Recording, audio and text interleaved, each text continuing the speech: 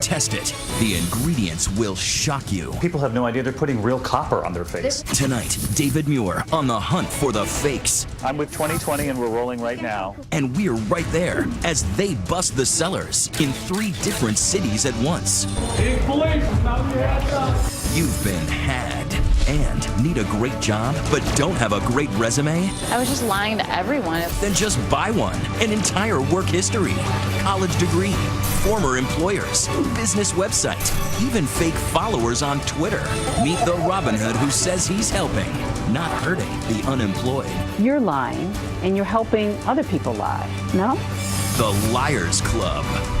Plus, buying a fancy bottle of wine you thought was from a chateau? Yeah, Chateau Kitchen Sink. That's dishwater or moose piss. We're hitting the bottle to catch the counterfeiters so you won't have sour grapes. Tonight, we're out to catch a fake. It's a dirty little business. Here now, David Muir and Elizabeth Vargas. Tonight, a 2020 exclusive. We take you inside the stealth teams out to bust the fakes in every corner of the country. And we're not just talking about those handbags and fake Rolexes. These are everyday items right in your medicine cabinet. And David, you were right there on the inside. Elizabeth, as you know, we discovered this is hurting everyone in the family. Husbands, wives, children, all targeted with fakes. Tonight, we head to the lab. What's really in that counterfeit makeup? What's in that fake Viagra? The ingredients will stun you. Not to mention shampoos, soaps. What are you really putting on your face? You're about to see it all go down. In every corner of America tonight, families getting their shopping lists ready for the weekend. And who isn't hunting for a steal? But tonight, you're about to see what happens when that real deal isn't the real thing. This was manufactured in China by a criminal organization. You're about to watch as 2020 takes you on the inside. Come down here so we can at least block this path here. We join the elite teams who bust the fakes. Are we rolling? People putting your family at risk. Okay, that's a signal. Let's go. 3 different cities. And you'll see the moment they're put on the spot right here. Police, can you set up? The product in your medicine cabinet that could be making your husband sick. The staple bought by women every day and the ingredients that will stun you. And your babies. Did you buy something that's putting them at risk every time you use it? And this was the headline. Now got us started. A major bust tonight involving products. What was really inside those products? Long Island, New York, just this year, one of the biggest counterfeit busts on U.S. soil. Authorities say 2 brothers selling products with names and labels we all know. Look at this, the Vicks Vapor Rub, the chapstick, the baby oil. But all of those products customers were putting on their face were fake. And who knows what was in them. And get this, the products were being sold in stores across the country, from Florida to New York to Pennsylvania. And as you'll see tonight, investigators say that's just the start. We team up with the Feds, the Intellectual Property Rights Center in Washington, D.C., where inside we are given a first-hand look at products fooling American families every day. Do you think Americans would be shocked to know just how much of what they're buying is actually fake? I think most Americans have no idea. It's a dirty little business. It's a very, very lucrative business. Director Lev Kubiak takes us into the room where they pulled out the fakes, what they've seized from store shelves and internet sites across this country. So all of these are everyday American products? Everyday American products. Perhaps you would expect luxury knockoffs, the fake UGG boots next to the real ones, the Beats headphones, fakes too. But tonight here, we reveal the dangerous fakes, the ones right in your bathroom, the ones your family use every day, coming from low-wage factories all over the world, where they steal the labels and place them on their own products. These fakes are made in China. The shampoo, the bathroom soap, the razors, even the condoms, guaranteed to protect you, but in this case, investigators say they used substandard materials. And then, a brand name we all know, but in this case, really head and shoulders above the rest? So this shampoo is in showers across this country, but this isn't the real thing. It's not. What are you really putting in your hair? Heavy contaminants, heavy metals. So you could be putting metal contaminants into your hair without even knowing it. Things that a legitimate company would never introduce. He says it's a mistake that can be toxic, that if you're shopping at a discount store, a dollar store, and you're getting a trusted brand name for far less, you should ask yourself, is this really the real thing? So if you're paying $1 for this when you normally pay a lot more, it should be a red flag. It should be a red flag. And look at this tonight, also found in a discount store. An extension cord for a lot less. The same color, the same packaging, even the safety seal to seal the deal. They even put on this Underwriter Laboratory seal to make sure that the public feels that it's been tested or that there's some security there. The safety seal. The safety seal. But they're about to show us what happens even with that seal when a counterfeit cord is put to the test. Investigators say the copper wire so thin it can't even carry the electrical current coming from the living room wall. And he tells me it's not just what you buy for your home, it can be in your car too. If you've ever been given a great deal on a repair, driver beware. Even the replacement airbag can be a fake. This is going to scare a lot of people. And watch what happens side by side. On the left, a real airbag fully deploying. On the right, the fake airbag disintegrating right into your face, bursting into pieces, nothing there to protect you. How do they know if they've got a fake airbag in their car? Take it to an authorized dealer or a repair shop that you really trust and have them check it. Tonight here, with all of those fake goods pulling in $500 billion a year, Ready to rock. we're with the teams out to protect your family. We start with Mom, and we head to a discount store, not unlike so many do across America. This one right here in the heart of New York City. And our team heads right in to buy MAC Cosmetics, a brand name you can trust, but we wanted to know what's really in that rainbow of colors. We buy it. You guys have good stuff. And take it to the lab, the 2020 test. Is this eyeshadow pretty or pretty dangerous? We're told we'll have to come back for the results. And tonight, we're also out to protect your husband with something else in the medicine cabinet. Why would you let something like erectile dysfunction get in your way? That's right. Authorities say Viagra is among the most common counterfeit medications sold in America. But investigators ask, in counterfeit bottles, what's really in some of those little blue pills? In fact, we've all heard the warnings in those commercials. One line in particular, authorities say it's in there in part because of possible fake ingredients. Too little or too much of something can lead to an unintended consequence. Seek immediate medical help for an erection lasting more than 4 hours. And just like the makeup, we're about to learn tonight what's really in these little blue pills discovered by investigators. And while we wait for those results, investigators aren't standing down. We're given exclusive access right there with them in Phoenix, in New York, in Los Angeles. It's another hot day in LA, and they're about to turn up the heat, trying to snuff out the fake outs. LA County Sheriff Sergeant Janice Munson and her team getting ready. This is going to be Operation Wrong Time. We're going after an individual who's selling Rolex watches. In the room with them, we meet private investigator Chris Buckner, who hunts down the fakes and then turns them over to the LA Sheriff's Department. Well, that's kind of our job. We're on the ground. We identify the targets that are selling or making this stuff. First up, one of the most common fakes of all, but time's up for the fake Rolex. And we listen in as they tell the team the signal to watch for if they catch their guy. As soon as the hat comes off, the hat is the sign that we have product. Once the hat comes off and it's a go, questions. Are we rolling? They're on the way. The cops arrive at the parking lot. Unmarked SUVs, we're in one of them, putting up the visor to keep our cameras out of view. That's the customer right there. He's actually working undercover, waiting. Now, will the seller show up? And right on cue, he pulls in. Everyone inside the cars, including us, now studying that cap.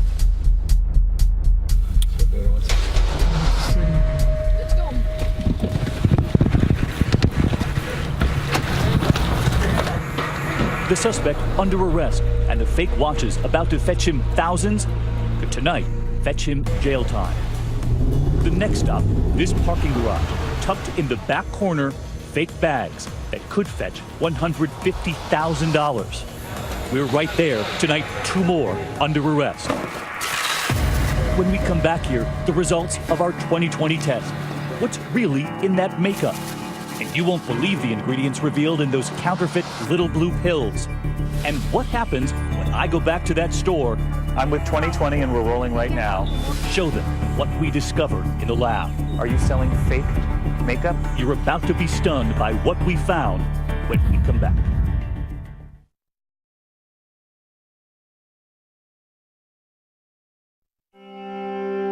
This evening, all across America, the people pushing fake goods are getting ready to cash in on unsuspecting shoppers all weekend long. By next year, counterfeiting will become a $1 trillion industry worldwide. At 2020, right there on the inside tonight with the investigators, out to catch the counterfeiters before they dupe you. Primary. Target. Primary. 8 a.m. in Phoenix, and they hand out pictures of their first target. This squad on the hunt for a man who they say is also selling fake makeup right out of this shoe repair shop. All right, let's go. Even in the desert heat, we watch as the team puts on its full tactical gear. They stay undercover. They say the best way to catch them. They're undercover, so they want everybody to see them. The whole team will be dressed like that. They tell us they have to wear this gear because they never know what they're about to walk in on. You're going to be there really quick, boss. Big police, search warrant. Mount your hands up. Big police, anybody in here? Let yourself be known. This man is charged with operating an illegal enterprise and fraud. He's just displaying this like this because he doesn't think it's enforced. His mistake is he's in Phoenix. We listen to the brand names. So we have Michael Kors and Chanel. And we noticed the makeup case. It looks like it's right out of a department store. In this counter, what we're looking at is counterfeit makeup. And this is a true health and safety issue. And remember, 2020 found the same thing back east. That makeup our team bought in New York. We took it to the lab. So cheap, we wondered, was it too good to be true? And we compared it to the real thing. First, testing full-price MAC makeup, buying it at an authorized store. And here are the results. We're not seeing anything of concern with respect to metals. It was perfectly safe. And we're about to get the results on the other MAC makeup, that great deal we bought elsewhere. Dr. Whitney Bowe, a dermatologist, waiting inside for me, and she's about to take us through the results. So this is the MAC that we tested. Exactly. What did you find? We start with the lead. So the lead was at least 5 times higher than what you should be allowed. It was an order of magnitude higher than where we should be. And then the copper. And think about this number. The FDA limit on copper, 100 parts per million. In the makeup tested, more than 2,000 parts per million. So in this test, there's so much copper that there's no question in your mind there's copper flowing through the bloodstream if you use this product. There is free copper flowing through the bloodstream, hurting kidneys and hurting the liver. It's frightening. People have no idea they're putting real copper on their face. They're putting real copper. But the most frightening discovery in that makeup was the beryllium, a Category 1 carcinogen. Beryllium can be a cancer causer. Beryllium is a known carcinogen. Is this a wake-up call? This is a major wake-up call. And tonight here, Estee Lauder, the company that owns MAC, confirming to 2020 that that product we bought in New York City and just had tested was indeed a counterfeit product and not one of their own. And those results weren't the only ones that alarmed us, because Phoenix investigators revealed to us what they have found in those counterfeit Viagra pills. Just listen. The pills were made out of road paint. The stuff you see on the roads, that's what gives its coloration, and talcum powder gave it its form. And just watch as they take us out on a new case, a man they say is promising a good night in the sack with those little blue pills. But he's about to spend his night behind bars. Let's see what we got here. Jenkins moved in place to meet the target. Just watch as the customer's standing there working undercover, buying from the man in the driver's seat. 40 counterfeit Viagra pills for $100. It would cost him $1,700 at the drugstore. After the deal, we watch as the police helicopter follows the seller's moves. That alleged pill pusher is about to get pulled over, just a few hundred feet from his $600,000 home in Scottsdale, Arizona. Area, thank you very much for your assistance. 2020 cameras rolling as they count the cash they found in his car. 1,000, 2,000, 3,000, 4,000, 4,200. The squad taking us inside, searching the house. And here's what they showed us when they came out. We found all kinds of his inventory. And these are some of the different samples that are designed to look like Levitra and Viagra and Cialis. And apparently there's a Lady Viagra, which is news to me. The Phoenix Police Department confiscating more than 7,000 counterfeit pills, a retail value of $150,000. 2020 gave an eye-opening video. Investigators working with Pfizer, and just look at where their drugs are being counterfeited. Factories in China, Latin America, they say India too. All of it shipped to America, sold in low-end stores on the street from people's homes. And there's someplace else. So, Viagra. People are buying this online? Yeah, we've seen a real explosion online. They take us into their operations room where they track fake websites. And look at this, side by side, the drugs. Can you tell which bottle of Viagra is real, which is fake? And it's not just adults in danger, it's parents and their children too, babies. Look at these two websites, side by side, for the popular baby carrier by Ergo. But this one is a complete fake. Side by side, I thought this was the real one. We get that reaction a lot. Parents are falling for it. Those Ergo baby carriers designed in America, but the idea stolen everywhere, with no guarantee that there's anyone checking the safety of those fakes. So where do they make the fake? These fakes are made in China. So what's the best way to tell if your baby carrier is real? If the Viagra you're buying will have the intended effect? And if that makeup is made up? To look at the manufacturer's website. Take a look at where these companies say their products are distributed. And there's one last stop for 2020. Back to where our shopping began. Armed with the results of that makeup test, we're headed back to that New York City store where one of our producers bought that makeup 3 weeks ago, testing positive for lead, for copper, and for that carcinogen, beryllium. How would they explain the results? I'm with 2020 and we're rolling right now. This is the woman who sold our producer that makeup. Is this supposed to be real?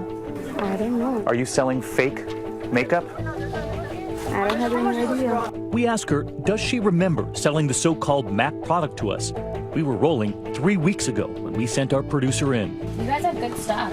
Do you remember working with her? I don't know. Do you remember her face? I bought this from you, remember? And how does she explain the test results? But look at the test results. Lead, copper, beryllium. I mean, these are cancer-causing agents. Oh. And we revealed to her what Estee Lauder, the maker of MAC, told us about that case of eyeshadow. And MAC told us this is not the real thing. They told us they've never even sold eyeshadow in a box like this. I don't know. I don't have any idea. Can you see the paper? Oh, yeah. When you see these test results, do you feel badly? Yes, of course. You feel badly about it? Yeah, of course I feel But what will you do to it's stop not it? good, it's the- huh? We repeatedly asked to talk to her manager, to the boss. But for 2 days now, 2020 has been calling, and we've been told he's out sick. But we did notice that on that shelf 3 weeks ago, full of that makeup labeled MAC, all of it gone tonight. And remember at home, check the manufacturer's websites to find out where they sell the real thing. And we ask you tonight, have you ever been duped? Tweet us. Use the hashtag ABC2020. And next, the 2020 squad is on it again. Have you worked hard for every job, every promotion you've ever had? So what about the people faking it with their resume, getting your promotion instead? Those fake resumes busted. Next. Next, is everything on your resume 100% true? Meet the guy who doesn't just pad your resume, he reinvents it. Next.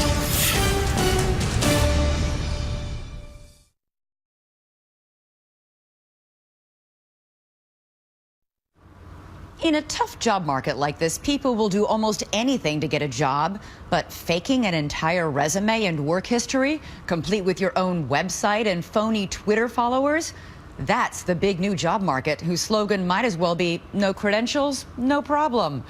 Here's Deborah Roberts. Andrea Stanfield was living the dream in Tampa, Florida. A six-figure paycheck, a big house, expensive clothes. We had a boat, jet skis, Rolex watches, you know, the whole 9 yards. Truthfully, life was great, except for one small detail. It was all built on a lie. I got more and more anxious that I would be caught. I was just lying to everyone. Her big lie began when she decided to apply for a stockbroker position. The job required a college degree, which Andrea didn't have, so she simply made up a business administration degree from Akron University. She landed the job and quickly moved from one big position to another. So then you must have been emboldened after that. Yeah, it was like they don't even care. Andrea's career was soaring on phony credentials, which apparently millions do. By some estimates, half of all resumes contain a lie. These days, faking a resume has been elevated to an art thanks to the internet. Need that college degree? For about $500, you can buy it online, complete with transcripts. And since a jazzy social profile impresses employers, how about $40 for thousands of phony Twitter followers? With the access to the internet, applicants out there can easily create whatever resume they like. The alarming rise in fake credentials has led some companies to turn to private eyes like Mario Pecoraro to sniff out those phonies. Alliance Worldwide Investigative Group. Most companies don't use PI agencies like his. Can you verify his deeds of employment? But he's the gold standard for those who want to screen out the fakes. Have you met someone yet who's been able to fake you out pretty well? Not so far. There are a number of good fakes out there, and we make it our business to catch them every time. But if he's the big cat in the land of resume fakes, we found the clever mouse. Nothing like a ice cold beer. His name is William Schmidt, a surfer-looking dude in Columbus, Ohio, riding the waves of desperate job seekers willing to pay for phony credentials. This is my global corporate headquarters right here. In his Sunroom. flip-flops and shorts from his cramped sunroom, Schmidt operates the creme de la creme of fake resume sites called CareerExcuse.com. For $125, he'll sell you a phony job history with a gleaming web page of your fake company, complete with a phone number and address, just waiting to be Googled by a prospective employer. You'll see that it is on Google Maps. So again, it brings more realism to our virtual companies. This is pretty clever. A factory worker, Schmidt juggles his real job with his virtual one, helping scores of people who've lost jobs during the recession and feel stigmatized after being out of work for so long. They're just totally desperate. They want to fill in a gap on their resume. What's your track record like? I would say half of my subscribers will get a job probably within 30 days. He says he's motivated by the high fives he gets from grateful clients who've been offered jobs and thank him for his service. But you're creating a site that really is basically dishonest. It's like a poker player. A lot of times he's going to have to bluff. And that's what job seekers are needing to do nowadays to land a job. So we decided to call his bluff. Could a small-town mouse slip past the claws of a big cat like Pecoraro? To find out, we hit the job market, applying for actual positions at companies that work with Pecораro's firm, like a sales manager job at this beer distribution firm in Saratoga Springs, New York. Our applicant, 2020 staffer Sarah Lang. She has zero experience in the alcohol industry, so Sarah jumps online with Schmidt to fake up a job history. Within 2 days, he comes up with this slick-looking website for the Oyster Island Brewery. It includes an address and phone number in case someone decides to check up on Sarah. And he's added a position of marketing associate at the brewery to her resume. Next, we raise the stakes and apply for a vice president of marketing and communications job at this IT company in Clifton Park, New York. Our applicant, 2020 producer Michael Mendelson. I just want to see the B-roll. Who's clueless about marketing. So first he goes to a diploma mill website, paying $500 for an MBA from the unaccredited Ashley University. Then Schmidt gives Michael marketing experience, creating jobs at 2 fake companies. One as product manager at Performa Marketing, and a current job as marketing director at Altman Research. And one last thing that couldn't hurt, Michael springs for more than 2,500 of those phony Twitter followers. We submit both resumes through the company's websites to see if they'll catch our fakes. Schmidt boasts he's rarely been caught because few companies thoroughly check resumes and job references. They're very boilerplate. They question nothing. At the end of the day, you're lying and you're helping other people lie. But you see, that moral question has to reside within the person who's subscribing to my services. Which brings us back to our fake job applicants. More than 100 people applied to the 2 positions, the more promising resumes, including ours, landing here in front of Pecораro's investigators. They don't know who our ringers are, but they find plenty of other fakes. This is a lie right here. He has never worked for the company. Including a guy with a phony degree and another who lied about 2 of his past jobs. Then they're on to us, beginning with Michael Mendelson's fake degree. One at Ashley University, which we found to be a diploma mill. So that one was pretty easy. Right. But what about those elaborate websites Schmidt created? Pretty impressive website, though. With their supposedly real addresses, phone numbers, and operators. The phone number associated with the website came back to a generic service with no direct response. And we went one step further and we identified the address of Oyster Island Brewery to actually be Dunkin' Donuts. So much for that one. But we did manage to sneak one thing past Pecoraro, those 2,500 phony Twitter followers. Wow, you smoked us out, huh? But we got you on the Twitter followers. Got us on the Twitter followers. There you go. So what went wrong? We Skyped with Schmidt. We got caught. What happened? How many people really make the effort to check if every single company that people put on their resume is real? The majority, it doesn't happen. Anyone who uses a fake reference service is taking a gamble. In the end, resume faker Andrea Stanfield says living a lie isn't worth it. Her career and marriage are history after she came clean, fearing she'd be fired. Today, Andrea's about to enter nursing school, determined to find a new career the old-fashioned way, earning it. I'm finally going to take the long road, and I'm going to do the right thing and not have to lie about anything. So that's going to be fantastic. Good for Andrea for admitting to it and then shining a spotlight on it. Do you think you've ever lost a job to someone who's lied on their resume? Tweet us. Use the hashtag ABC2020. When we come back here tonight, before you drink that glass of wine to kick off the weekend, do you really know what's in that bottle? What we're about to reveal might leave you with a bad taste in your mouth.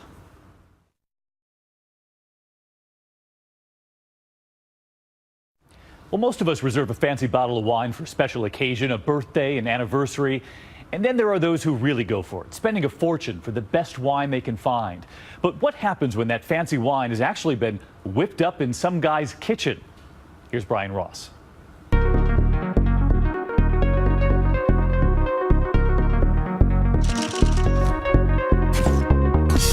In a city that so celebrates glitz over substance, the fakes can be hard to spot. A perfect place for this master faker, a young, debonair bon vivant from Indonesia, who, as these government photos showed, courted Hollywood. Jackie Chan, Lionel Richie, Will Smith, with his seemingly exquisite taste and knowledge of the world's finest wines. His name is Rudy Kurniawan. He was generous, and he had the juice. He wore Hermes suits, drove a Bugatti, he had a house in Bel Air, living high on the hog and being the toast of the town. Rudy was a regular at the top restaurants in Los Angeles and New York. He was a big partier. Rudy picked up an $85,000 tab, and he did that more than once. And soon, Rudy Kurniawan's fame spread across the wine world, known in auction houses as someone with rare wines that no one else could find. This is a bottle of wine, this 1961 Latour Pomerol, that was basically unseen in the market for about 30 years. Maureen Downey is a wine expert who helped to unmask Rudy's many fakes. And all of a sudden, Rudy Kurniawan started mass producing them. And they were available kind of like crazy. Snapped up, she says, as status symbols for the rich. You know, these bravado jackasses who, you know, my bottle's bigger than your bottle. What they did not know is that Rudy's rare wine was not produced in some French chateau 50 years ago, but in this suburban Los Angeles home that Rudy shared with his ailing mother. I like to call it his counterfeiting house of horrors. In his kitchen, where he soaked the labels off French bottles, printed up new ones from the finest chateaus, and then filled the bottles with a homegrown recipe of much less expensive wines that fooled millionaires and billionaires for a long time. He was an artist at this. Pete Hellman helped break the story of Rudy Kurniawan in the magazine Wine Spectator. And the fact that he made this wine in his kitchen must embarrass a lot of people. It does embarrass many people. It's humiliating. And it's not just the wealthy who are being embarrassed and tricked.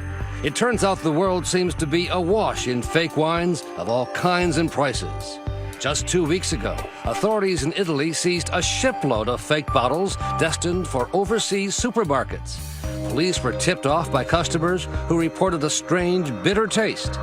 They discovered bottles filled with about $4 worth of low-quality Chianti that were labeled and meant to be sold as $40 bottles of Italy's top red wines. By some estimates, as much as 1/5 of the wine sold in the world in restaurants and stores is fake, not really what's on the label. A consumer scandal that only began to be noticed in the wake of what Rudy Kurniawan was doing in his kitchen. I mean, I think in the last decade, he's produced well over $100 million worth of fine and rare wine. And he had a good thing going until he crossed paths with the wrong billionaire. It's Brian Ross from ABC News, here to see Bill Koch. The man who lives in this oceanfront mansion in Palm Beach, one of America's wealthiest people. Bill Koch, who agreed to do something that few billionaires would ever consider. Appear on 2020 to admit he was a sucker for fake wine. I bought a lot of it. You called yourself a sucker? You're damn right. A pigeon, a sucker, whatever they call the mark. Koch, whose billionaire brothers are known for the money they spend on conservative politics, is himself known for the money he spends on his passions, including wine and art. There's hundreds of millions of dollars worth of art in his living room alone, and not a single one of them a fake, according to his experts.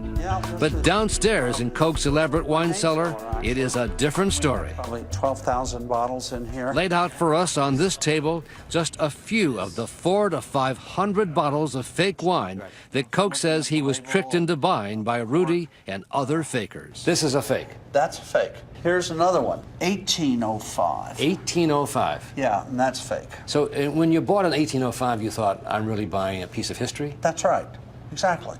Instead, I was buying, I don't know, moose piss. I spent close to $5 million, and it's all fake. Koch was blissfully ignorant that he was a sucker until he discovered these 4 bottles that supposedly came from the collection of Thomas Jefferson, but he says were actually produced by yet another faker in Germany. Paid over $100,000 per bottle. $100,000 per bottle. Per bottle. So Koch has gone on the offensive in a very public campaign against wine fakes. He went to the FBI and agreed to testify in court against Rudy Kurniawan, and then launched a series of expensive lawsuits. Are you spending more than you lost? You're damn right I am. I've spent over $25 million to date. I cannot stand to be cheated. But I want someone to know they sell me a fake, man, I'm coming after them, no matter how much it costs. Great to have you here. As Koch admits, it's hard to have much sympathy for a man of great wealth who's parted from his money by a crafty faker. But as we saw, it's almost enough to make a billionaire cry. Can any wine be worth $25,000, $100,000 a bottle? Well, I mean... From your point of view, does it taste that much better? You know, a normal person would say, hell no, it isn't. But for me, the art, craftsmanship, excuse me. You care about this? Oh, yeah. That goes into it is worth that. And as for Rudy, the bon vivant convicted as what prosecutors call the most successful wine fake in the world, a federal judge in New York will sentence him next month, and Bill Koch plans to be there. When we return, can't carry a tune? You coming home with me? Don't worry, with a few techno tricks of the trade, you can. You coming home with me? Just like these superstars in concert. So how does Pink get everything right without having to phone it in? You shouldn't have to sing in this position. Nobody should. Next.